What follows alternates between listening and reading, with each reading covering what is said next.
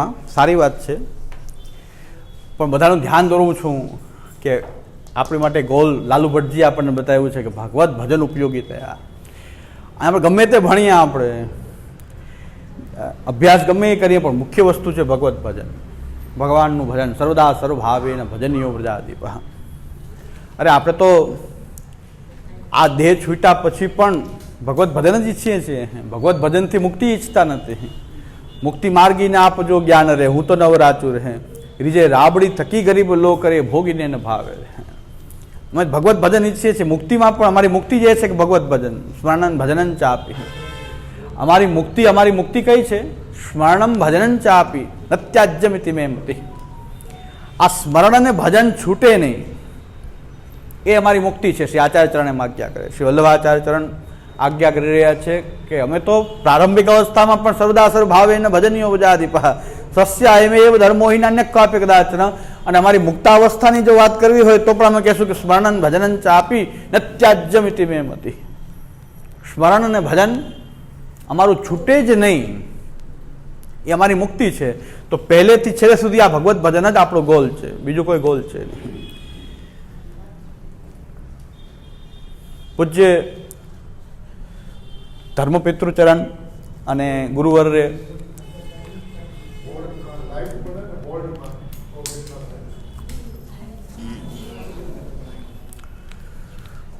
એક સુનેરી સૂત્ર આપ્યું છે. અમારા ધર્મપિતૃચરણ અને ગુરુ અને આપણા બધાના માર્ગદર્શક, આ સંપ્રદાયના આ પુષ્ટિ સિદ્ધાંતને પ્રકાશિત કરનારા પૂજ્ય શ્યામુદા એક સૂત્ર આપ્યું છે. આ એક સૂત્ર આપણે આ અભ્યાસ કરનારાઓ ક્યારે આપણે ભૂલીએ નહીં. પુષ્ટિ માર્ગનો અભ્યાસ કરીએ ત્યારે શ્યામુદાયનું એક સૂત્ર છે કે આપણા જે ગ્રંથો જે છે એમાં રહેલા જે સિદ્ધાંતો જે છે, આપણા ગ્રંથોના જેટલા પણ સિદ્ધાંતો છે, ષોડશ ગ્રંથના અને આપણા ગ્રંથોના જે સિદ્ધાંતો છે, બધા જ મોતીરૂપ છે. અને ભગવત સેવા છે એ દોરો છે. જો ભગવત સેવા રૂપી દોરો જો કાપી નાખો તો બધા મોતી વિખરાઈ જવાના છે. આ માલા નહીં રહે. આ માલા ગુથાયેલી છે, આ ભગવત ભજનથી ગુથાયેલી છે. જેટલા પણ સિદ્ધાંતો છે એને મોતીરૂપ માનો, પણ એ બધાને જોડવાવાળો જે દોરો છે એ ભગવત ભજન છે, ભક્તિ સેવા. જો ભગવત સેવાને જે કાપી નાખશો તો બધા મોતી પછી ક્યાં ફેલે, ક્યાં જાય નક્કી નહીં. ક્યાં ફેંકાઈને જાય મોતી, એ ક્યાં જાય નક્કી નહીં. પછી એ માલામાં રહે ત્યાં સુધી બધા મોતી સુરક્ષિત રહે. વચ્ચે દોરાને વચ્ચે તમે તોડો, પછી ક્યાં ફેંકાય, કોઈ ક્યાં ફેંકાય, કોઈ ક્યાં ફેંકાય, પછી એનું ક્યાંય મૂલ્ય રહેતું નથી. કારણ કે બહુ કિંમતી મોતી હોય, માલામાં જોડાયેલું હોય તો કામમાં, પણ ફેંકાઈ જાય, ક્યાં ખોવાઈ જાય નક્કી નહીં, પછી ક્યાં ખોવાઈ જાય નક્કી નહીં. એમ જો ભગવત સેવા છૂટી, ભગવત સેવામાં તમારો ભાવ છૂટો, તો જેટલા તમે મોતી ભેગા કર્યા હતા અત્યાર સુધી ભણી ભણીને, એનો દોરો કપાઈ ગયો. આ દોરામાં જોઈન્ટ રાખીને આપણે આપણું ભગવત ભજન રૂપી દોરો જે છે એને સુરક્ષિત રાખવો છે. એટલે એ આપણો અર્થ પુરુષાર્થ છે. આપણો અર્થ પુરુષાર્થ છે કે આ ભગવત ભજન રૂપી જે અર્થ આપણને પ્રાપ્ત થયો છે, ભગવાન રૂપી જે અર્થ પ્રાપ્ત થયો છે, એ ભગવત ભજનથી જ સુરક્ષિત છે. ભગવત ભજન છૂટ્યું તો ભગવાન પણ છૂટી જશે, અર્થ પણ જશે. આપણો અર્થ પુરુષાર્થ છે. ધર્માર્થ કામ મોક્ષ આપણો આવો છે. પુષ્ટિ માર્ગી ધર્માર્થ કામ મોક્ષની વાત આવી છે કે આ અર્થ આપણો તો ભગવાન છે. પણ ભગવાન આપણી પાસે રહેશે કેવી રીતે? પ્રભુ સાથે સંબંધ ક્યાં સુધી રહેશે આપણો? કે જો ભગવત ભજન છૂટશે નહીં તો ભગવાન સાથે જોડાયેલા રહેશું. બાકી બ્રહ્મથી સંબંધ રહે પણ ભગવાનથી તો છૂટી જશે ને. એટલે બહુ વિચારણીય વસ્તુ એ છે કે ભગવત ભજન જે છે એના દ્વારા જ ભગવાન પ્રાપ્ત છે. ભક્ત્યા અહમ એકયા ગ્રાહ્ય અહમ એવમ વિદો અર્જુન તો જ્ઞાતુમ દ્રષ્ટુમ ચ તત્વેન પ્રવેષ્ટું ચ પરમ તપ. ભગવાન કહે છે કે મને જોડવા માટે બીજું કોઈ કામ આવશે નહીં. ભક્ત્યા અહમ એકયા ગ્રાહ્ય, હું ખાલી ભક્તિથી જ ગ્રાહ્ય છું, બીજા કોઈ ઉપાયથી નહીં. નામ વેદે તપસા ન જ્ઞાને ચેજ્યા શક્ય એવમ વિદુ દ્રષ્ટુ દ્રષ્ટવાન શ્રી મામ્ય થા. ભગવાન કહે છે નામ વેદે ન જ્ઞાને, કોઈ જ્ઞાનથી, વેદથી, તપથી, ભલે તપસ્વી ભલે તપ કરે. ભગવાન કહે છે ભક્તિ વગરનું તપ હશે ને તો એ તપસ્વી પણ પાછા ક્રોધી થઈ જાય, શાપ આપવા માંડે. બીજું શું કરે? ભક્તિ વગરનું તપ કર્યું તો શું કરે? શાપ આપે. તાવ બાળીને ભસ્મ કરી દે, ચાલે એ વાત બરાબર. એવું તાપનું બળ એવું હોય કે કોઈને ભસ્મ કરવું તો કરી દે, પણ કામનું શું? ભસ્મ કરવામાં કામ આવે. ભગવત ભજન વગરનું તપ હોય તો ભસ્મ કરી દે ગમે એને, લાલ નેત્ર ગમે તેમ ખોલે ભસ્મ કરી દે. ભક્તિ વગરનું તો ભાઈ બીજું શું કરી શકે? ભસ્મ કરી દે. એનાથી ફાયદો શું? ભગવત ભજન એવો દોરો છે. આ ભલે મને એક વાત ઘૂંટવાની આદત છે, આ ઘૂંટવું એ કામનું છે એટલે ઘૂંટી રાખે. કે આ કેસેટ શું પકડાઈ ગઈ છે મગજમાં, કે આ ગાડી આગળ વધે જ નહીં. એટલે શ્રી મહાપ્રભુજીની પણ કેસેટ એવી પકડાયેલી છે, હું હમણાં બતાવીશ કે મહાપ્રભુજીની પકડાયેલી છે કેસેટ. એ મહાપ્રભુજીને આ વસ્તુ પકડાઈ ગઈ છે બરાબર. લાલુ ભટ્ટજીએ તો મુદ્દત છેડી દીધો શરૂઆતથી જ. પ્રમેય રત્નાનો બધા ભણતા હશે, પણ અહીંથી કોઈ મુદ્દો છેડો મને એમ લાગે લાલુ ભટ્ટજીએ જે છેડો છે ભગવત ભજન ઉપયોગી હા પ્રપંચ સ્વરૂપ જ્ઞાનસ્ય તદૈવ વિવિચ્યતે. તો પ્રપંચ સ્વરૂપનું જ્ઞાન અમે કાંઈ જગતને જાણવા માટે નહીં, પણ ભગવત ભજનમાં કેમ એનો સંબંધ થાય એટલે જાણવું બહુ જરૂરી છે. અને એકવાર પ્રપંચને જો ભગવાનના રૂપમાં જાણી લીધું તો ભાઈ તમને કોઈ એમ કહે ને તમે પથ્થરની પૂજા કરો તો કાંઈ નહીં, પથ્થર એ બ્રહ્માત્મક છે, પથ્થર પણ બ્રહ્માત્મક છે. તો પ્રપંચ આખું બ્રહ્માત્મક છે તો અમારી મૂર્તિ કેમ બ્રહ્માત્મક ન હોઈ શકે? કોઈ ચિંતાની વાત નથી. તો ક્યારેય ભજનમાં વિશ્વાસ ઉત્પન્ન નહીં થાય. જગતને જો બ્રહ્માત્મક ન, જેને કરતા એમ ગણાય શું છે, 25 વર્ષથી સેવા કરતા હોય અને કોક એવા પાકા બાપા આવી જાય કે આ તમારા ચિત્રજી છે, આ તો છાપેલા છે, ન ચાલે. તો 25 વર્ષનું ભગવત ભજનનું કરવું શું? ભગવત ભજન થયું કે આ છાપેલા ચિત્રજી છે એ ન ચાલે, હસ્તકલમ ના હોય તો જ ચાલે. 25 વર્ષમાં અભાવ ઉત્પન્ન થઈ જાય તરત જ. 25 વર્ષ સેવા કરીને પછી એ સ્વરૂપની સેવા મન ન લાગે. એવા સ્વરૂપ તો સાક્ષાત છે નહીં, કારણ કે આ તો છાપેલા છે, એ હસ્તકલમના નથી. એક જગ્યાએ એવો પ્રસંગ મેનો કે ઠાકોરજીને બધા ભેગા કરીને મનોરથ કરે, એમાં ઠાકોરજીને ભેગા પધરાવ્યા તો એક ઠાકોરજીને હાથમાં પકડીને એમ કીધું કે આ ઠાકોરજી કોના છે? તો ઓલા માજી કે અમારા. કે આ ચિત્રજી નહીં ચાલે. કે કેમ ન ચાલે? કે આ ચિત્રજીની પાછળ ખીલી છે, ખીલીવાળા ચિત્રજી ન ચાલે. તો માજીને કીધું આ તો મારા પરંપરાથી બિરાજે છે, આ ખીલીવાળા તો મને ખબર હતી પાછળ ખીલી છે. એ માજી મારી પાસે આવ્યા કે આનું શું કરવું? આ મારા ઠાકોરજીને હવે કરવું શું? ખીલીવાળા છે. આ પ્રપંચ સ્વરૂપનું જ્ઞાન ન હોય તો આ ખીલી મુશ્કેલી કરાવી દે. પાછળ ખીલી ભરાવેલી છે કે એ ન ચાલે. એક તો ઠાકોરજી ભેગા પધરાવા એ મોટો ગુનો છે પહેલી વાત તો. એ તો ચાલુ થઈ ગયું, પણ પછી એ સ્વરૂપમાં તમને વિશ્વાસ તૂટી જવો એ સૌથી મોટો ગુનો છે, અપરાધ થઈ ગયો. તમને એ સ્વરૂપમાં વિશ્વાસ ન રહે. તો આપણે એટલે જ મેં કીધું ભગવત ભજનમાં બાધક તત્વ શું છે? એટલે પ્રપંચથી શરૂઆત કરી છે. બ્રહ્મથી થવી જોઈએ શરૂઆત, બ્રહ્મ પરમાત્મા ભગવાનથી શરૂઆત થવી જાય ને બદલે પ્રપંચથી શરૂઆત કરી. મહાપુરુષ સત્પ્રકરણથી શરૂઆત કરે છે. કારણ કે તકલીફ આમાં જ છે કે ખીલીને ભગવત રૂપ જોવું એ કઠિન છે. છાપેલા ચિત્રજી, હવે આપણે છાપેલા ચિત્રજી હોય કે હસ્તકલમના હોય, તમે ચિત્રની સેવા કરો છો, કૃષ્ણની સેવા કરો છો. અને કૃષ્ણ તો એ હસ્તકલમના ચિત્રજી હોય કે છાપેલા હોય તો કૃષ્ણ તો બે બહેનો છે. બ્રહ્માત્મકતાથી જોઈએ તો બે સ્વરૂપ એના જ છે. કારણ કે પુષ્ટ કરેલા છે ને પુષ્ટ કરેલા નથી. મેં કીધું ઠાકોરજીનો ગુનો નથી, આપણો ગુનો છે. ઠાકોરજીમાં કાંઈ ફેર ન પડે પુષ્ટાવેલા હોય કે ન પુષ્ટાવેલા હોય. આપણી ભાવનાને દ્રઢ કરવા માટે પુષ્ટાવવું છે, ઠાકોરજી માટે નથી. કે પ્રકટ કરવાની વિધિ નથી ભગવાનની. ભગવાન તો છે એ છે, તમને એમાં વિશ્વાસ કરાવવો એટલે પુષ્ટ કરવું. કે ગુરુ પેલા સેવા કરીને વિશ્વાસ પોતાનો સ્થાપિત કરે, પછી એવો વિશ્વાસ શિષ્યમાં સ્થાપિત થાય. એક પરંપરા છે આ. એમાં ઠાકોરજી ફરી ન જાય પુષ્ટાવા વગર, પુષ્ટાવ્યા વગરના ઠાકોરજી થોડા ફરે છે. પ્રપંચના સ્વરૂપનું જ્ઞાન ન હોય તો ઠાકોરજીના પુષ્ટાવવું ન પુષ્ટાવવું એમાં ભેદ આવશે. પછી મિશ્રી અંશકી ઉદ્ગરથી ફેર આવશે. ખાસા અપ્રસ ને સેવકી અપ્રસ ને પાકી અપ્રસ, નળની અપ્રસ, મર્યાદિના બિન મર્યાદિના, આ બધું આવ્યું ક્યાંથી? જગતને બ્રહ્માત્મક ન જાણવાથી પછી ભગવાનના સ્વરૂપનું જ્ઞાન ન રહે. ભગવાન મહાત્મ્ય પણ તિરોહિત થઈ જાય. અનસખડીના ઠાકોરજી, સખડીના ઠાકોરજી, સખડી અનસખડી ઠાકોરજી હોય છે. ઠાકોરજી સચ્ચિદાનંદ છે, મારે ક્યાં સખડી છે અનસખડીથી બહેનો છે? એ સચ્ચિદાનંદ છે. તો સચ્ચિદાનંદ સચ્ચિદાનંદ છે એની બદલે અનસખડીનો ઠાકોરજી કેવો હોય? મૂંઠાનો ઠાકોરજી, મોથરીનો ઠાકોર, આખો મૂંઠા મઠરી લે. એક મર્યાદિની અમે ભોગ ધર્યું તો મને કે આ ઠાકોરજી ખાલી અનસખડી ધરવું, અહીં દૂધઘર ધરવું, અહીં સખડી ધરવું. મેં એમ કેમ કરવાનું? મને કે આપણને કાયમી ટેવ ન હોય તો એ ન ફાવે. એને અનસખડી રોકતા હોય તો આપણે આજે સખડી ન ધરાય, એને કાયમી આદત ન હોય. આ બ્રહ્મ છે કે આદતવાળો છે કે છે શું? આમ બતાકો બ્રહ્મ સંબંધ થયું નથી. બ્રહ્મ સંબંધ થયું હોત તો અનસકી સકી ભૂગોળમાં ઠાકોરજીમાં આદત હોય. એ તો બ્રહ્મ પેલા તમે બ્રહ્મ રૂપે જાણો. અક્ષર બ્રહ્મનું સંબંધ તમને એટલે જ પેલા કરવામાં કે આવી માથાકૂટ આગળ થશે જો બ્રહ્મ સંબંધ વ્યવસ્થિત. તમારે મેં કીધું વ્યવસ્થિત બ્રહ્મ સંબંધ થયું નથી, ડીએનએમાં ફોલ્ટ છે. સેવા કરવા માંડ્યા પણ પહેલા તો ડીએનએ તમારે ચેક કરવું પડશે કે પુષ્ટિમાં બ્રહ્મ સંબંધ થયું કે નહીં. આ ડીએનએ ટેસ્ટ તો આ છે કે આમાં કંઈ પહેલે જ ફોલ્ટ છે કાંઈ કે તમે આ સેવા કરવા માંડ્યા 50 વર્ષથી સેવા કરો પછી એમ કહ્યું કે અંશકરીન ઠાકોરજી, દુર્ગન ઠાકોરજી, સકરીન ઠાકોરજી, તો કાંઈ ડીએનએમાં આપણો ફોલ્ટ આવી ગયો કે આપણે બ્રહ્મરૂપ જાણીને પહેલાં તો આપણે ભક્તિમાં પ્રવૃત્ત થવાનું હતું. બ્રહ્મ સંબંધ થઈને કાં દેવાવાળાની ભૂલ કાં લેવાવાળાની ભૂલ, પણ છે કાંઈ ગોટાળો કોનો હોય કાંઈ ખબર નથી. એટલે ડીએનએ ટેસ્ટ કરવું પડે ને. ડીએનએ ટેસ્ટ ક્યારે કરવું પડે કે ખબર ન પડે શું છે આ.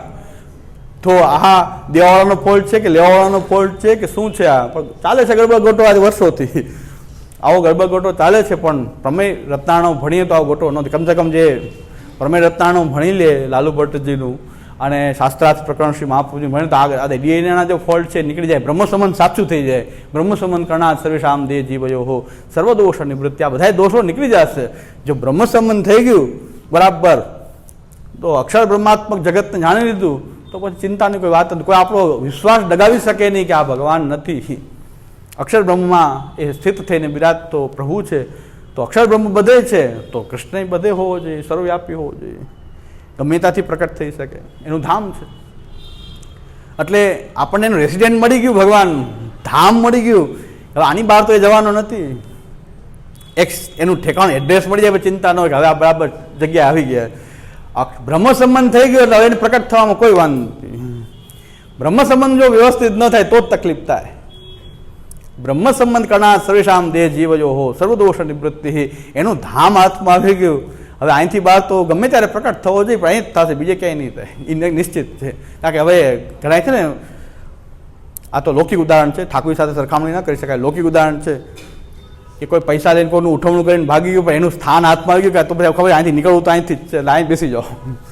સવાર સાંજ અહીંથી બહાર જવાનું નથી કારણ કે એનું ધામ હાથમાં આવી ગયું ને. એકવાર ઉઠવણું કરીને ભાગી ગયો હોય, ઉઘરાણી કરવી હોય તો ક્યાં ગોતો પહેલાં તકલીફ હોય, પણ એકવાર રેસિડેન્ટ મળી જાય ને કે અહીંયા જ છે, ભલે અંદર 10 કલાકે નીકળે પણ આપણે બહાર બેસી જાઓ. આમ એનું નીકળ્યા વગર છૂટકો નથી. ધામ હાથમાં આવી ગયું, વાત પૂરી થઈ ગઈ. હવે અહીં બેસી જવાનું છે, અહીં નીકળવું તો પડશે જ અહીંથી. પછી જો અહીંયા બેસી ગયો એને પૈસા આપી દે કારણ કે હવે તું જા, તને તારા કેટલા છે લઈ જા, બાકી બીજાને કહેતો નહીં.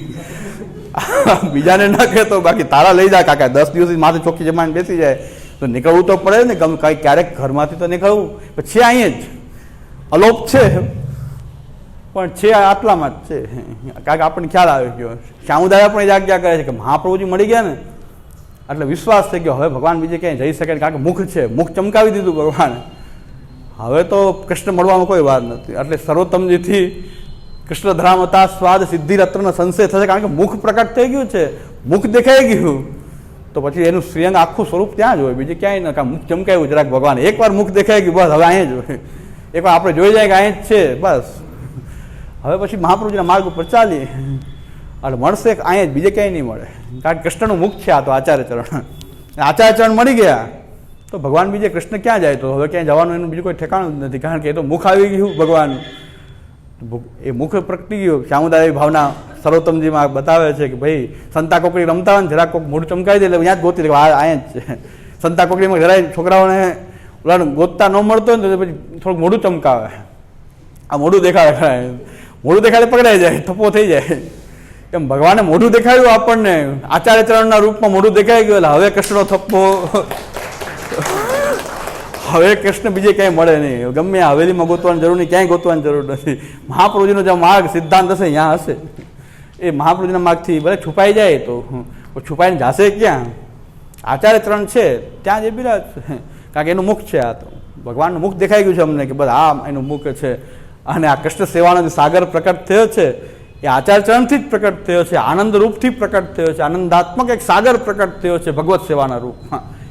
એક આચાર્ય ચરણનું જે વિસ્તારવાળું રૂપ છે ભગવત સેવા, સાક્ષાત મહાપ્રભુજી જ છે. કૃષ્ણ સેવા એ પોતે જ મહાપ્રભુજી, કૃષ્ણ સેવા એ જ મહાપ્રભુજી, કારણ કે એનો વિસ્તાર છે. અને આપણા આચાર્ય ચરણનું સ્વરૂપ પણ શ્રી ગુસાઈજી એમ જ વર્ણન કરે છે કે આપણા આચાર્ય ચરણ કેવા છે કે મહાપ્રભુજીને ક્યાં શોધવા?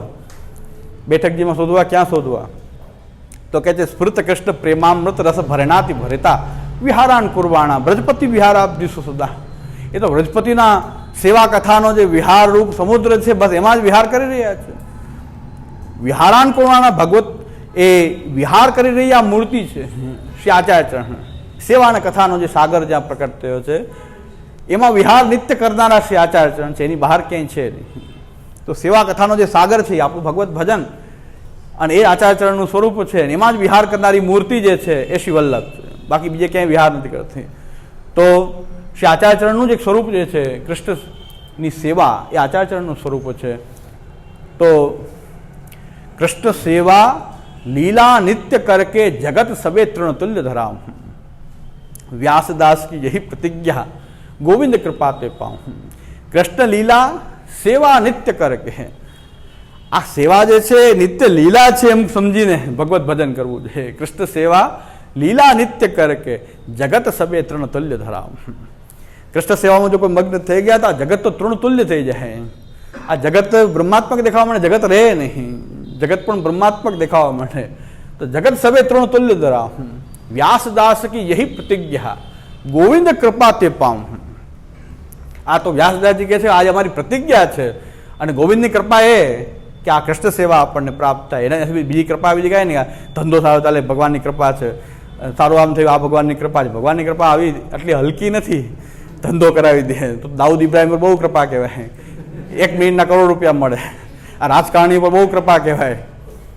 હા, હમણાં આઈટીના રેડ પડી 160 કરોડ મશીન લાખું પડ્યું, બહુ કૃપા બહુ કૃપા. આવી કૃપા આટલી તુચ્છ હલકી કૃપા નથી ભગવાનની. ભગવાનની કૃપા તો કૃષ્ણ લીલા સેવા નિત્ય કરકે જગત સબે તૃણ તુલ્ય ધરાઉં. વ્યાસદાસ की यही प्रतिज्ञा गोविंद कृपा ते पाऊं. ગોવિંદની કૃપાથી સેવા અને કથાના સાગરમાં વિહાર કરવા મળે એ જ ગોવિંદની કૃપા છે. બસ અમારે આ કૃપા હોય તો કામની છે, બાકી તો કૃપા બધા ઉપર થઈ રહી તો એવી કૃપા અમારે શું કામની? એટલે એવી કૃપાનું કામ નથી. એટલે ભગવત ભજન પુષ્ટિ માર્ગની અંદર જે છે એ પરમ આપણું પ્રયોજન છે, આપણું ગોલ છે, અંતિમ ધ્યેય પણ એ જ છે. ભગવત ભજન જે છે એ કઈ પ્રકારથી કરવામાં આવે છે? એક તો ભગવાન જે છે, ભગવાન શ્રી કૃષ્ણનું ભજન.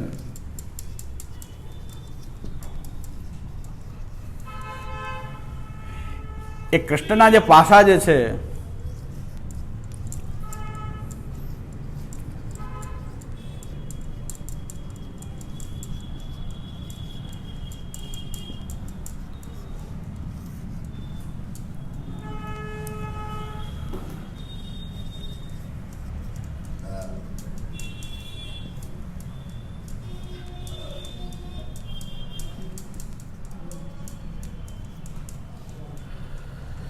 ભગવત ભજનમાં ભગવાન કૃષ્ણનું ભજન. ભગવાન કૃષ્ણનું ભજન કેવી રીતે કરીએ છીએ આપણે? એના બધાય પાસાઓને જાણીને સમજીને, અધૂરું પધૂરું નહીં. એ બ્રહ્મ છે, એ પરમાત્મા છે, એ પુરુષોત્તમ એટલે કે ભગવાન છે, એ શ્રી કૃષ્ણ છે અને આ બધું જ એ ઘરના સૈવ્ય પ્રભુ છે. ઘરમાં ઠાકોરજી બિરાજે છે, બ્રહ્મ પરમાત્મા પુરુષોત્તમ શ્રી કૃષ્ણ એ આપણા સૈવ્ય પ્રભુ, આપણા ઘરમાં બિરાજતા ઠાકોર જેની આપણે સેવા કરીએ, આપણા સૈવ્ય પ્રભુ. આ રીતે આપણું ભગવત ભજન થઈ રહ્યું છે. ભગવત ભજનમાં આ બધી બાબત આવશે. ભગવાન કહેશું ત્યારે આ બધી યાદ રાખવું પડશે કે બ્રહ્મ પણ છે, પરમાત્મા પણ છે, પુરુષોત્તમ છે, શ્રી કૃષ્ણ છે અને સૈવ્ય પ્રભુના રૂપમાં પણ એ જ બિરાજી રહ્યા છે.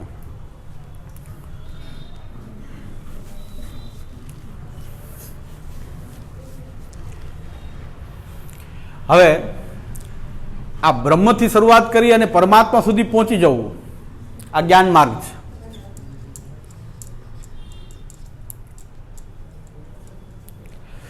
અને પરમાત્માથી પુરુષોત્તમ સુધી પહોંચી જવું ભક્તિ માર્ગ છે.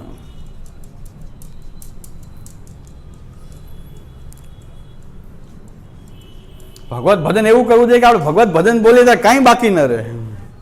મેં આવું કર્યું છે કે જેટલું સંકલન કર્યું છે ભગવત ભજનમાં કંઈ બાકી નહીં. હવે આનું વિસ્તાર હજી થશે ને તો લૌકિક ક્રિયા આવી જશે બધી.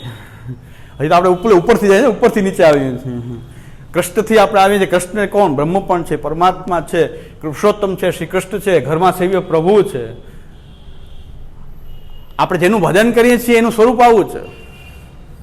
ઘરમાં બિરાજતો ઠાકોરજી શ્રી કૃષ્ણ પણ છે, એ પરાત્પર તત્વ પુરુષોત્તમ છે, એ સર્વવ્યાપી પરમાત્મા છે, કણ કણમાં વ્યાપ્ત પરમાત્મા છે. અને એ પરમાત્મા પેલાની અવસ્થા તો બ્રહ્મ પણ છે.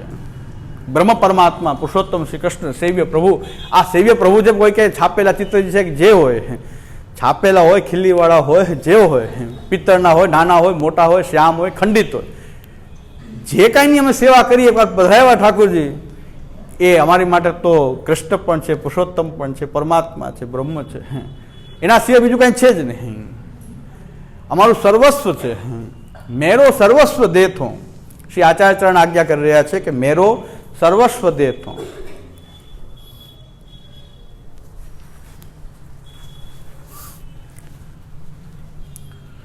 અમારી માટે સર્વસ્વ આ જ છે.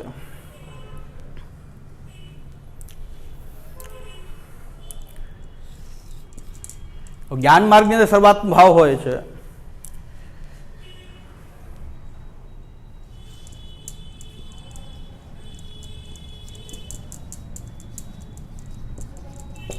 જ્ઞાન માર્ગ એમ કે જગતમાં જે કાંઈ દેખાઈ રહ્યું છે બધે બ્રહ્મને જોવો, એ જ્ઞાન માર્ગ છે. જ્ઞાન માર્ગની અંદર જગતમાં બધે બ્રહ્મને જોવો, જે કાંઈ જગતના પદાર્થો છે એ બ્રહ્માત્મક છે, એ જ્ઞાન માર્ગ છે. ભક્તિ માર્ગ કેવો છે કે શ્રી કૃષ્ણમાં બધું જ જોવું, એ ભક્તિ માર્ગ છે. શ્રી કૃષ્ણમાં એટલે ભગવાનમાં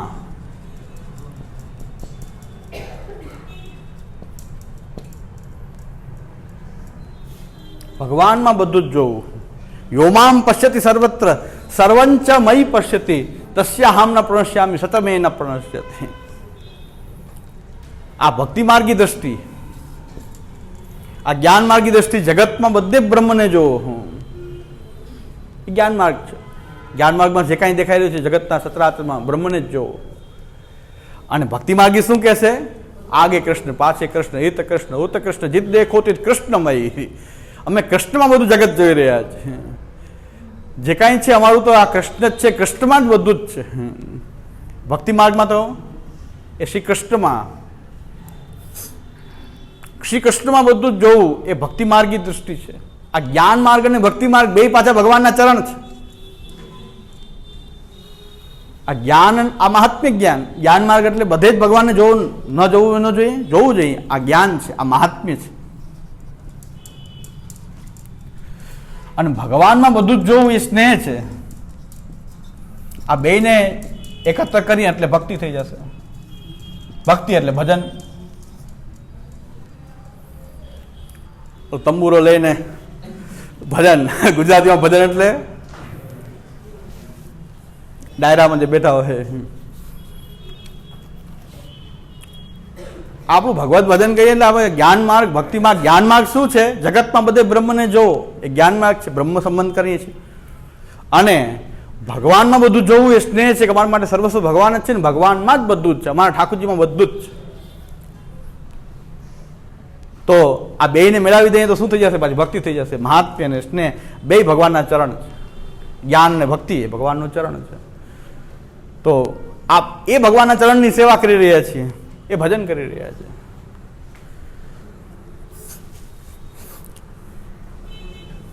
શ્રી ગુસાઈજીનો ઉત્સવ છે એટલે ગુસાઈજીનું વચન વિદ્વન મંડળમાંથી ભગવત ભજન માટે શ્રી ગુસાઈજીનું વચન લઈએ. શ્રી ગુસાઈજીની વાણી આપ સાક્ષાત બિરાજી રહ્યા છે, વાણીથી આપ સાક્ષાત બિરાજે છે શ્રી ગુસાઈજી આજ્ઞા કરે છે વિદ્વન મંડળમાં કે નિજ નિસર્ગ પ્રભુ શ્રી ગોકુલેશ્વર ચરણ કમલ દાસ્ય મેવ સ્વધર્મ. નિજ નિસર્ગ પ્રભુ ગોકુલાધીશ ચરણ કમલ દાસ્ય મેવ સ્વધર્મ. નિજ નિસર્ગ પ્રભુ, આ પ્રભુ બનાવવા ન પડે, આ તો છે જ. અંશ અંશીનો હોવાને કારણે નિજ નિસર્ગ છે, કુદરતી છે. તમે માનો તો સારી વાત છે, ભક્ત છો, ન માનો તો આસુર છો. આસુરી લોકો ન માને એટલો જ ફેર છે, બાકી છે તો એનાય ભગવાન, તો એનાય પતિ છે. આસુરી લોકોને પતિ તો ભગવાન છે, પણ એ માનતા નથી. દેવી હોય એ માની લે છે.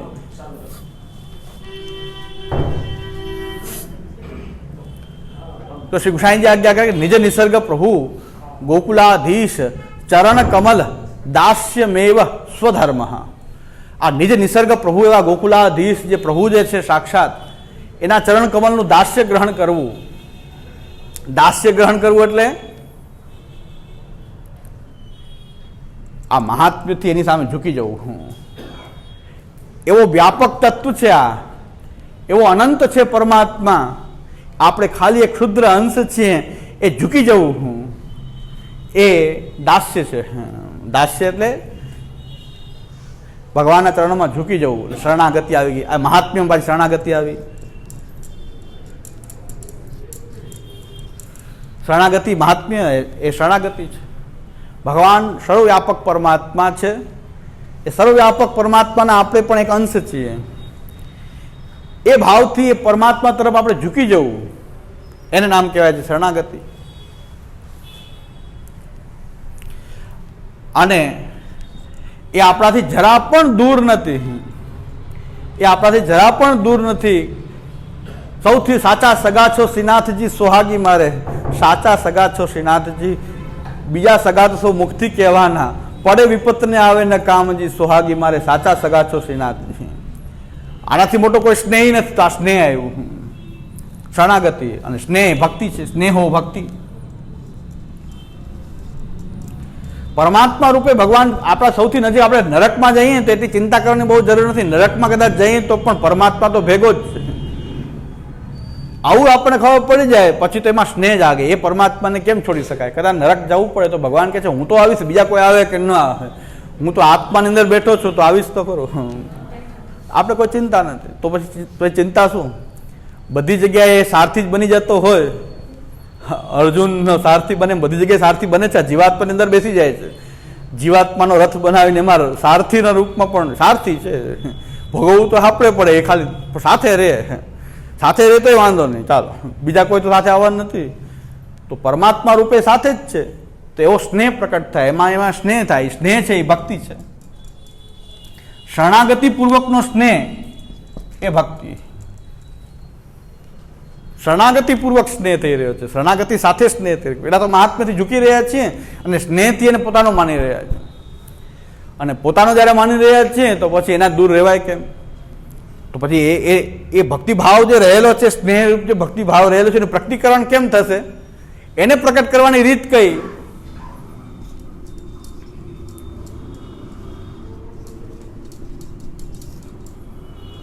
ભગવત સેવા. એ ભક્તિભાવ જે રહેલો છે, આ શરણાગતિ પૂર્વકનો જે સ્નેહ ભગવાનમાં રહેલો છે, એનું પ્રકટીકરણ. કારણ કે સેવાની રીત શીખવાડો, આવડી જશે. એટલું સમજો કે તમારી અંદર જે એના પ્રત્યેનો જે ભાવ છે એનું પ્રકટીકરણ માત્ર છે આ સેવાનો પ્રકાર. એ આચાર્યચરણો વ્યવસ્થિત આપણને આપ્યો છે પ્રકાર. પણ એ સ્નેહ જે છે પરમાત્મા તરફનો જે સ્નેહ જે છે, આ તનુવિત્ત જે કાંઈ પ્રાપ્ત છે એનો વિનિયોગ પૂર્વકની જે ભગવત સેવાનો માર્ગ શ્રી આચાર્યચરણે એ પ્રકટ કર્યો છે. પણ હકીકતમાં છે શું? એ શરણાગતિ પૂર્વકનો સ્નેહ, એ ભક્તિભાવ, એનું કંઈક પ્રકટીકરણ છે. એને તમે વ્યક્ત કરી રહ્યા છો એ પરમાત્માની સામે. તમને જેવી રીતે વ્યક્ત કરતા આવડે રીતે કરો, એ ભગવત સેવા છે. આ કાંઈ ખબર નથી અને આમ નળ ખોલવો, એની પર આટલો મોટો દંડો બાંધો, પછી આમ કરીને નળ ખોલવો, અહીંથી હાથ આમ કરીને અહીંથી અનસકડી થાય, અહીં સકડી થાય. આ માથાકૂટને કોઈ ભગવત સેવા કે? આ ભગવત સેવા નથી.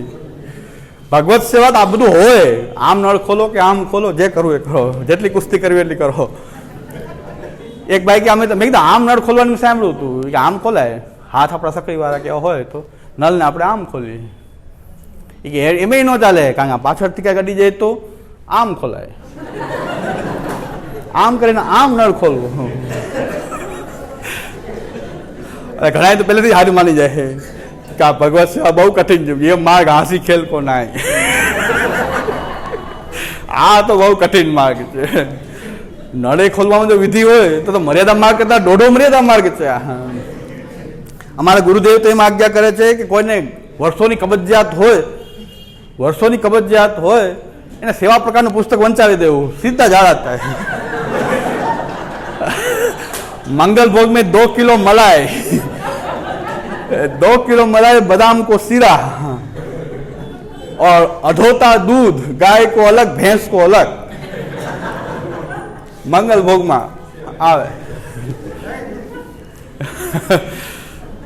પુષ્ટિ માગ તો આ જ પુષ્ટિ માગ. આહા, મલાઈ, માખણ, મિશ્રી, ખોવા, અધોરા દૂધ, એટલે એકદમ અધોતું દૂધ એટલે કે 5 લીટર મૂક્યું તો 2.5 લીટર થઈ જાય ત્યાં સુધી ઉકાળતું રહેવું એટલું, અને એ પીએ.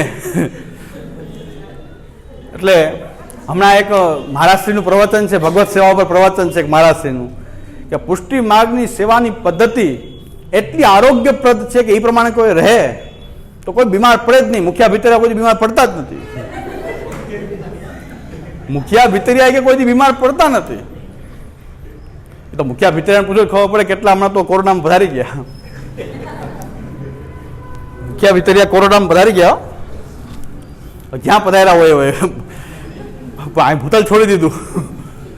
અને મેં અમારા ગુરુદેવ એમ કહે છે કે આ મલાઈ, શ્રીખંડ ને બાસુંદી બધા કોલેસ્ટ્રોલ વધી જાય. આ તો હાઇજેનિક જો પદ્ધતિ હોય એ પ્રભુ આરોગ્ય એ બધું પ્રભુ માટે બરાબર છે.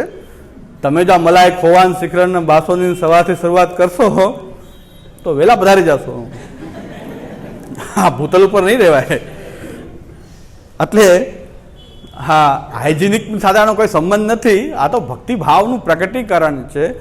જેના ઘરમાં ખૂબ ગાયો હતી, ખૂબ ભેંસો હતી, તો એનો દૂધ ઠાકોરજી વિનિયોગ કરવા માટે આ છે. તમારી પાસે હવે તો આપણે કોથળીનું બહારથી દૂધ લેવું ને ક્યાં મલાઈ, શ્રીખંડ, બાસુંદીની વાત કરવી. જે બને એ કરીએ આપણે તો. પણ એ કે ફરજિયાત પ્રકાર આપણે થોડા હતા કે ફરજિયાત ચાલે જ નહીં. આમ ન હોય તો આમ ન ચાલે, આમ ન હોય તો આમ ન ચાલે.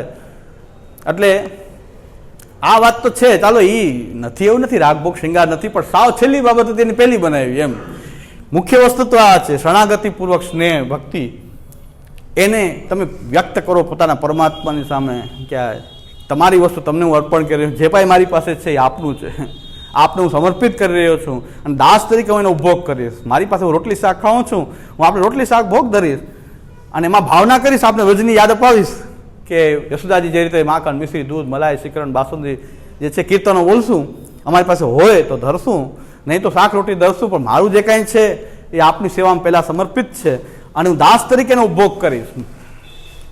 સુખ દુઃખ આદિ પણ મારે આ આપનું પ્રાપ્તમ સેવેત નિર્મમાં, સુખ દુઃખ જે કાંઈ પણ છે એમાં પણ હું આપને છોડીશ નહીં. મારા સુખ દુઃખ પણ આપના છે, મારા સુખમાં પણ આપણે ભાગીદાર છે, દુઃખમાં પણ છો જ આપ. એટલે ભગવાન જો દુઃખમાં પણ ભાગીદાર તો થયા છે. પુષ્ટિ માર્ગમાં આવે છે કે અમ્મા ક્ષત્રાણીના 2 પુત્ર મૃત્યુ પામ્યા, લીલામાં પહોંચ્યા, તો અમ્મા રડે છે ત્યાં ઠાકોરજી કહે છે અમ્મા રડમાં હું છું. દુઃખમાં સહભાગી છે પ્રભુ. પણ દુઃખ સુખ તો બે આવવા જ જોઈએ ને. એમાં કંઈ ખાલી જો સુખ આવ્યા કરશે દુઃખની તો સુખની કિંમત ન રહે. જો વિલન ન હોય તો હીરોની કિંમત શું? કોઈ પિક્ચર જોઈ લ્યો, વિલન વગરનું પિક્ચર હોય તો આખા રામાયણમાંથી રાવણ કાઢી નાખો તો રામાયણમાં બચે શું? ક્યાં હનુમાનજીનું કામ પડે ને સુગ્રીવનું કામ પડે ને હનુમાનજીનું કામ પડે ને સેતુ બંધ કરવું પડે ને સીતાજીનું હરણ થાય, સીતાજીનું હરણ થાય, પછી રામાયણ રહે શું? રામચંદ્ર વનવાસ ગયા, ચક્કર લગાવી 14 વર્ષ પછી પાછા પધારી ગયા. રામાયણમાં જો રાવણનો જો રોલ ન હોય, જો રાવણ ન હોય તો રામાયણ કેવી થાય? એટલે દુઃખ વગરનું સુખ શું કામનું છે?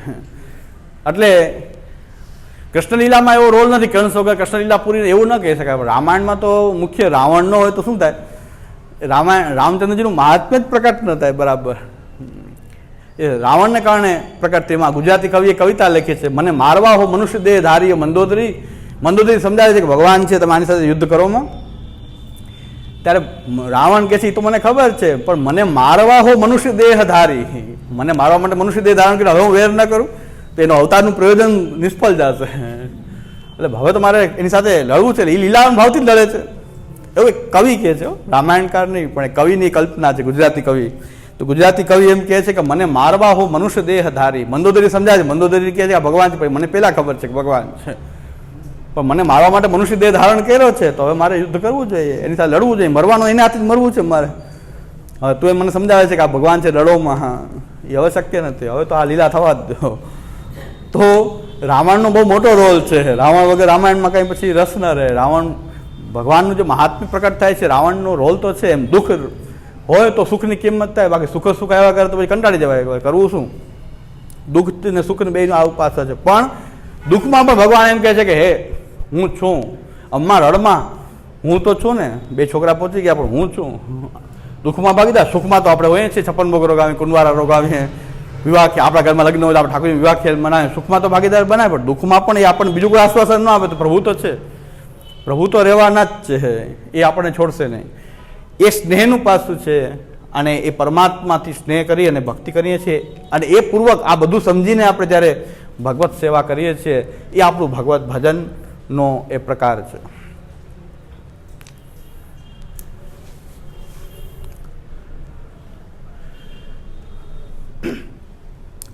શ્રી મહાપ્રભુજી આજ્ઞા કરે છે કે બ્રહ્મને જાણીએ એનાથી મહાત્મ્ય થાય છે, અને પરમાત્મા રૂપે જાણવાથી એમાં સ્નેહ પ્રકટ થાય છે. એ બે વસ્તુ બ્રહ્મ અને પરમાત્મા ને જાણવાથી જે બે પ્રકટ થાય એનાથી ભક્તિ થઈ જાય છે. મહાત્મ્ય અને સ્નેહ એટલે ભક્તિ, ભક્તિ એટલે ભગવત ભજન. ભજન આપણું જે છે આવું છે ભજન, કે બ્રહ્મનું પણ જ્ઞાન છે આપણને, પરમાત્માનું પણ જ્ઞાન છે, પુરુષોત્તમ છે એ પણ જ્ઞાન છે.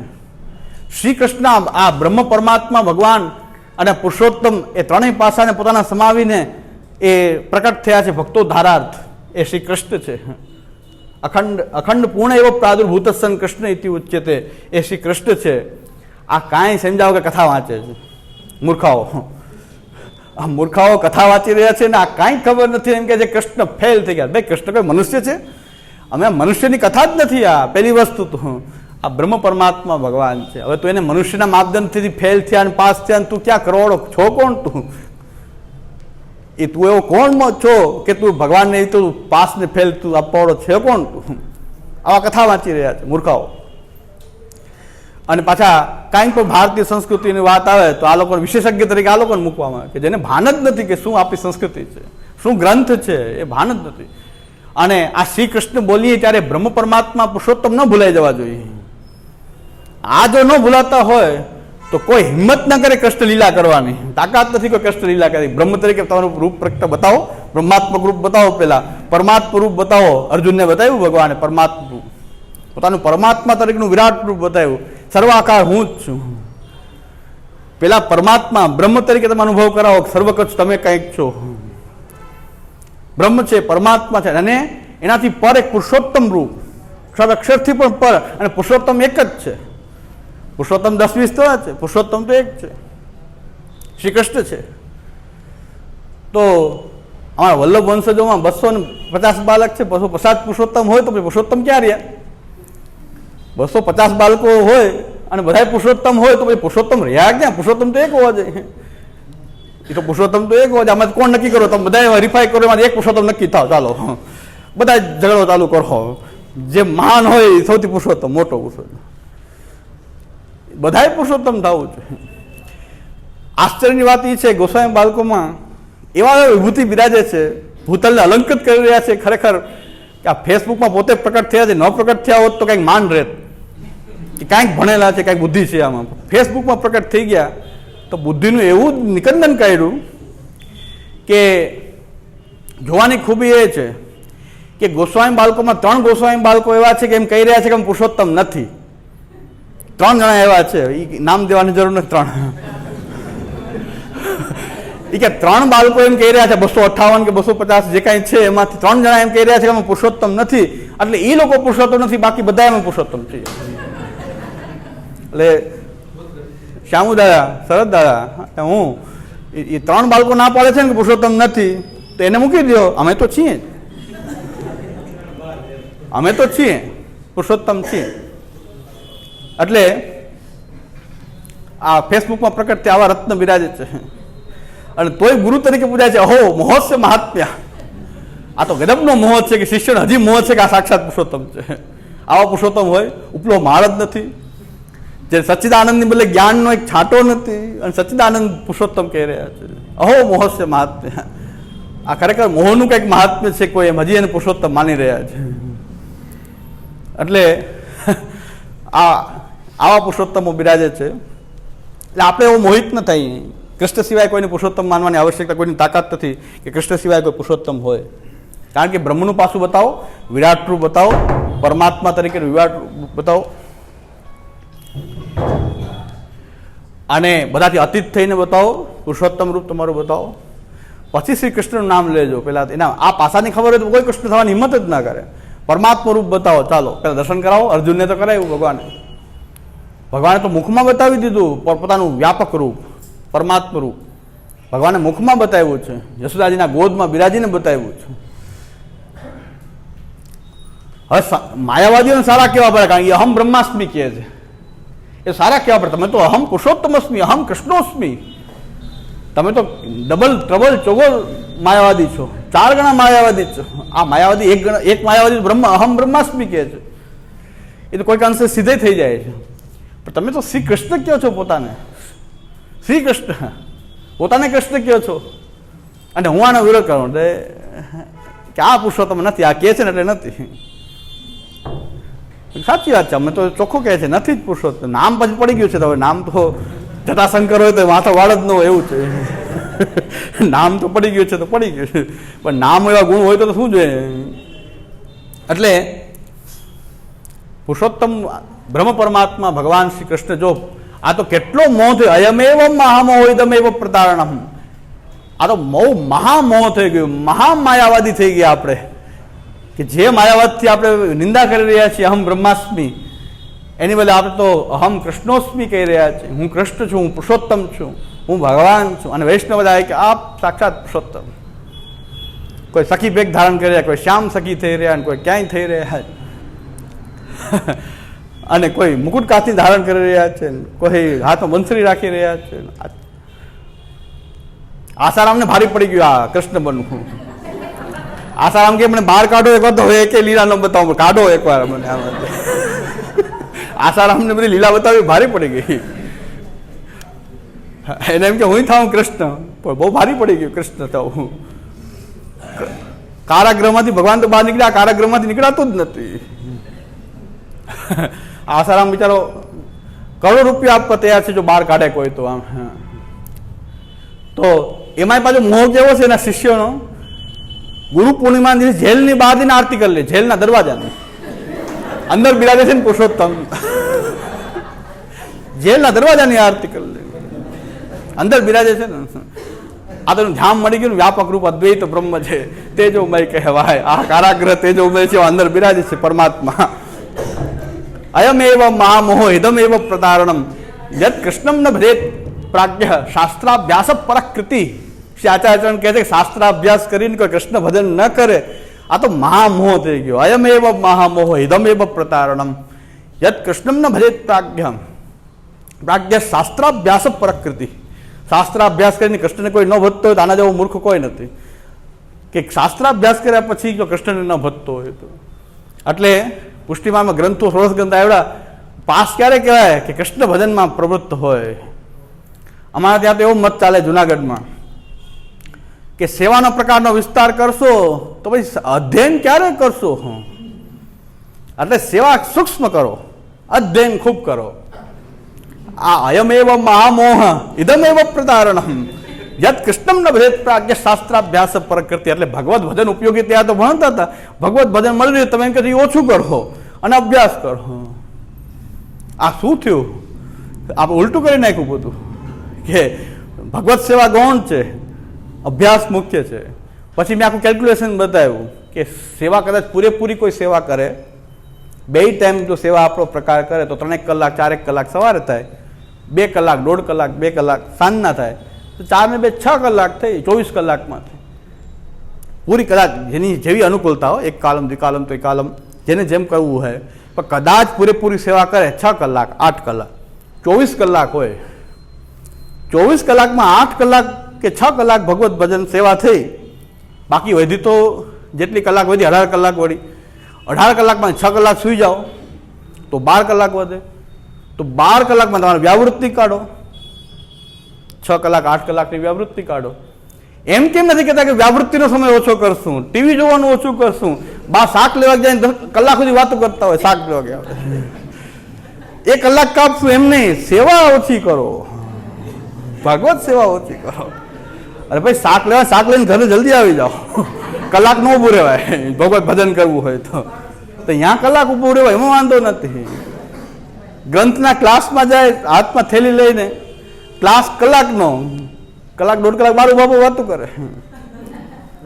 તો તો એમાં તમારે જે બાકીના સમયમાં કાપકૂપનો વિચાર કરો, ભગવત સેવામાં જ કાપ કરીને તમારે અધ્યયન કરવું છે તો કંઈક મહામોહ થઈ ગયો, એકદમ એ પ્રતારણમાં, આ તો કંઈક છેતરપિંડી થઈ ગઈ.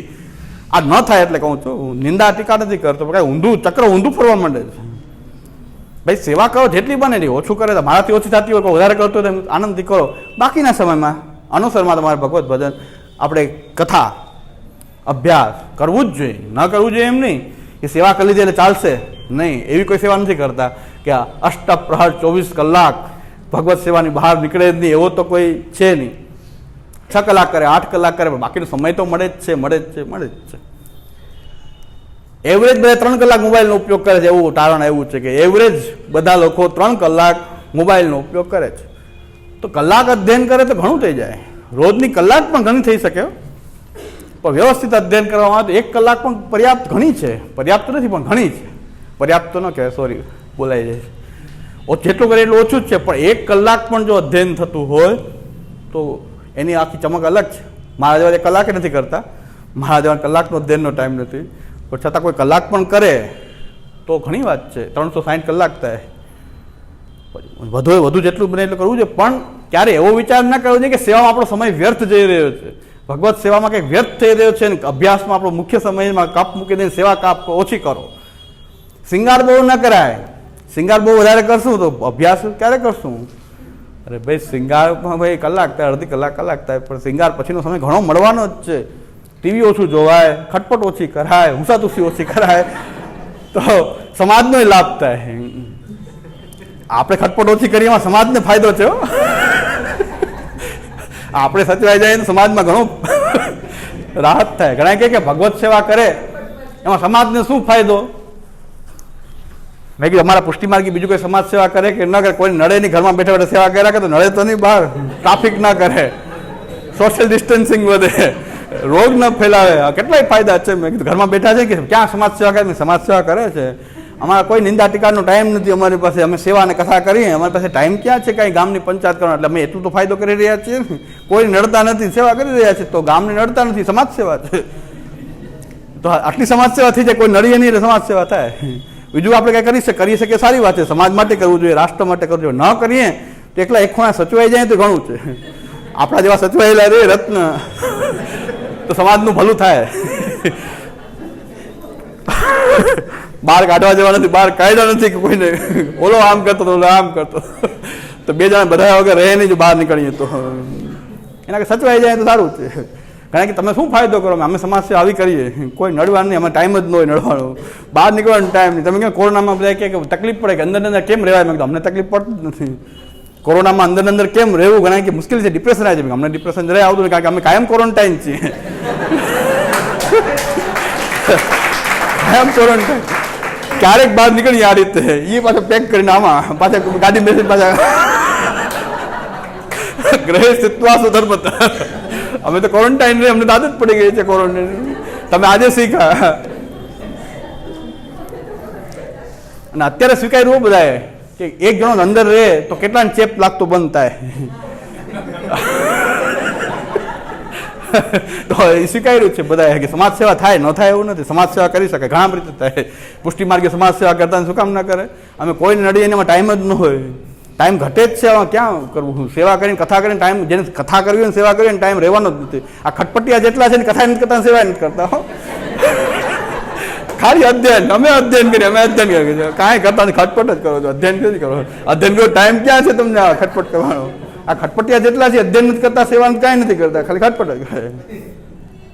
આ બાળકો આમ કરે, ઓલા બાળકો આમ, એ તો આપણને ખબર છે. તમે જે ખબર ખોરો શાંતિથી તો થાય એ થવાનું જ છે, એ કાંઈ રોકાવાનું નથી. આપણે આખો દી ચિંતન કરવાથી ફાયદો શું છે? ક્યારેક આ પ્રસંગોપાત કરી દેવું, પ્રસંગોપાત યાદ કરાય, બાકી કાયમ યાદ કરે તો આપણે બગડી જઈએ. એટલે ભગવાનનું ભજન કરવું જોઈએ, કૃષ્ણ ભજન કરવું જોઈએ. કૃષ્ણના બ્રહ્મ પરમાત્મા ભગવાન શ્રી કૃષ્ણ, એનો જ્ઞાન માર્ગ, ભક્તિ માર્ગ રૂપ ચરણાવીને શરણાગતિ સ્નેહ એ પૂર્વક ભગવત સેવા કરવી. આખું ભગવત ભજનનું આપણું આ હજારનો વિસ્તાર ઉપરથી આવી રહ્યા છે, હવે નીચે આવીએ છીએ, હવે નીચે આવી રહ્યા છીએ, આનાથી નીચે ઉતરીએ. આ ઉપરોક્ત આપણું આ એનું સ્ટેજ છે. પછી આવે છે બીજું સ્ટેજ જે છે, એની નીચેનું ભગવત ભજન જે છે એ આપણે કરી રહ્યા છીએ. એમાં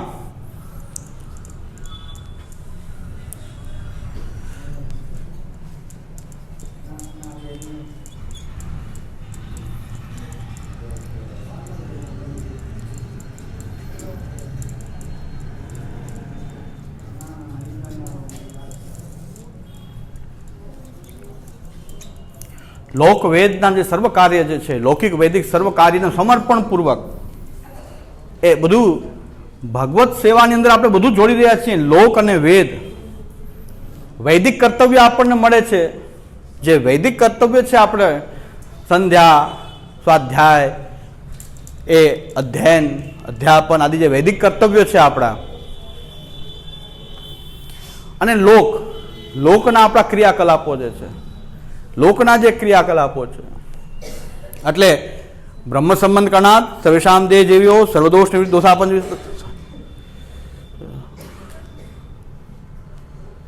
નિવેદિભિ સમર્પ્યેવ સર્વમ કાર્યમ ઇતિ સ્થિતિ. કાર્યમ અને કુર્યાત બે પાઠ છે. કાર્ય માટે જેટલા પણ આપણા લૌકિક વૈદિક કાર્ય જે છે એ નિવેદન આપણે કર્યું છે તો ભગવાનને સમર્પીને જ કરવા જોઈએ. એટલે સમર્પણ એટલે શું? એને ભગવત સેવાના અંગ રૂપે કરીએ આપણે. લૌકિક કાર્ય છોડતા નથી, ન વૈદિક કાર્ય છોડીએ છીએ. ઘણા વેદને છોડી દે તો એ ખોટી વાત. લોક છોડ્યું નથી તો વેદ શું કામ છોડે? લૌકિક કાર્ય અને વૈદિક કાર્ય, ધંધો, રોજગાર આદિ લૌકિક કાર્ય.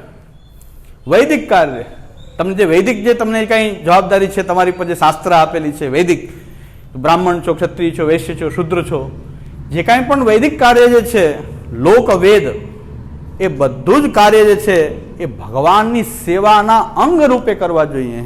ભગવત સેવાના અંગભૂત કરીએ, સ્વતંત્ર નહીં. ભગવત સેવાનું આ લોકવેદના જે સર્વ કાર્યોને ભગવત સેવામાં જોડી દઈએ, એનું અંગ બનાવી દઈએ, એ પ્રકારથી ભગવત સેવા કરીએ તો આપણા લૌકિક વૈદિક જેટલા બધા જે કાર્યો જે છે એ પણ ભગવત ભજન જ છે. અંગ બન્યું તો હવે આપણે કરશું વ્યાવૃત્તિ 8 કલાક. એ 8 કલાક સેવા કરી કે નહીં? ઘણા એમ થાય કે આ તો લૌકિક કાર્ય કર્યું. અરે ભાઈ, લોકવેદનું સમર્પણની જો ભાવના છે તો 8 કલાકની વ્યાવૃત્તિ પણ ભગવત ભજન જ છે. આ તો ભગવત ભજન છે, સ્નેહ, ભક્તિ, સેવા, મહાત્મ્ય સેવા, કથા આદિ જે કરીએ છીએ. પણ લોકવેદના કોઈ કાર્ય જો ભગવત સેવાના અંગ રૂપે કરીએ તો એ પણ વ્યાવૃત્તિ પણ પાછી ભગવત ભજન થઈ. માલા લેવાની, ખાલી માલા લઈને બેસવાની જરૂર નથી. કદાચ ધંધો કરતા હશું પણ એક વસ્તુ ખાસ યાદ રાખવું જોઈએ કે વ્યાવૃત્તોપી હરવ ચિત્તમ શ્રવણાદો નશે સદા. વ્યાવૃત્તિઓ ચિત્ત હરિમાં રાખીને લોકવેદ સર્વ કાર્ય કરવા જોઈએ. ભૂલવાનો જોઈએ કે ભગવાનનો દાસ છું. લોકવેદના કાર્ય પણ ભગવત દાસ રૂપે કરવા તો આપણી ભગવત ભજન ખંડિત નથી થતું. ભગવત ભજન લોકવેદના કાર્ય તો હવે બાકી શું રહ્યું? લોકવેદના બધા જ કાર્ય આપણે લૌકિક કાર્ય કરશું કે વૈદિક કાર્ય કરશું, એ બધું જ ભગવત સેવાના અંગ રૂપે કરીએ. પેલા અંગી હોવો જોઈએ. કારણ કે અમે તો સેવા જ કરી રહ્યા છીએ, ધંધો કરી રહ્યા છીએ, અમે સેવા જ કરી રહ્યા છીએ. પણ ભગવત સેવા ઘરમાં બિરાજતી હોય તો ને, તું એમાં સેવામાં નાહતો હોય તો ને, થોડી ઘણી સેવાની ભાવના હોય તો ને. સેવામાં ભાવના જ નહીં, અમે તો ખાલી બસ રાજભોગ સરે પછી પોતનું કરજો બરાબર અને પછી ધોતી પહેરીને પ્રસાદ લેવા બેસવું. ના ચરણ સ્પર્શની ભાવના, ના સેવાની ભાવના, ના ટેલની ભાવના. કરો વૈષ્ણવ પરદન્યા, કરો વૈષ્ણવ પરદન્યા. એટલે ધોતી પહેરીને પ્રસાદ લેવો, પરદની પહેરી અને પ્રસાદ લઈ લેવો. પોતનું વ્યવસ્થિત કરવું, પાકી મેણનું પોતનું, ખાસાની કુંડીમાં જઈને આમ કે હાથ ખાસા કરવા. પછી પાછા જૂઠાવીને બરાબર જૂઠાવીને બીડી લેવી, નકર પાછું મજા જ જાય, પાકી મજા જ જાય. બીડી તરત જ લઈ લેવી બસ. એટલે આ ભગવત ભજન નથી, કારણ કે સેવા જ નથી કરતો, ખાલી પોતના જ કરે. કરો વૈષ્ણવ પરદન્યા. પણ સેવાની ભાવના હોય, સેવાની જો ભાવના હોય તો વ્યાવૃત્તિ કરે, એમાં પણ પોતાના ઠાકોરજીને યાદ કરે કે ઠાકોરજીનો હું દાસ છું. મેં તો એવા છોકરાઓ જોયા છે, યંગસ્ટર, કે પોતે ટિફિન લઈને બહાર જાય ને ઘરે ફોન કરે કે ઠાકોરજીને રાજભોગ આવ્યા, પછી ટિફિન લે બહાર.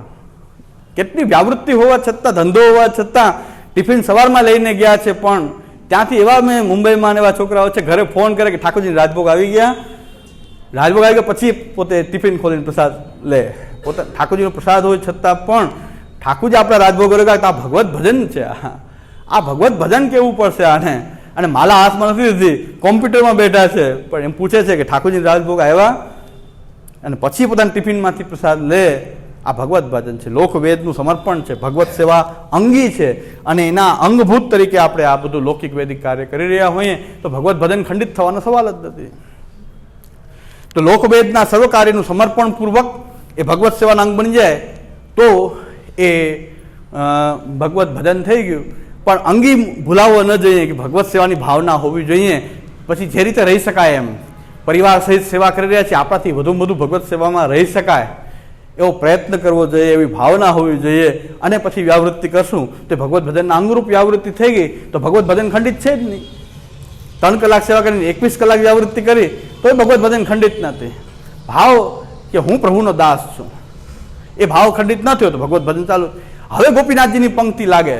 હવે શ્રી ગોપીનાથજીની ભગવત ભજન માટે શ્રી ગોપીનાથજીની પંક્તિ હવે લાગે. અશૂન્ય દિવસાયામાં એ જોઈ લઉં એક મિનિટ.